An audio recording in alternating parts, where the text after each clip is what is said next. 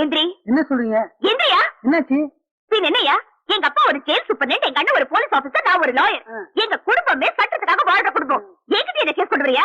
Get out. போய வெளியில. ஓரம்மா, fees கொடுத்து கேஸ் நடத்தலாம்னு பார்த்தேன். உனக்கு கொடுத்து வைக்கல. விடு.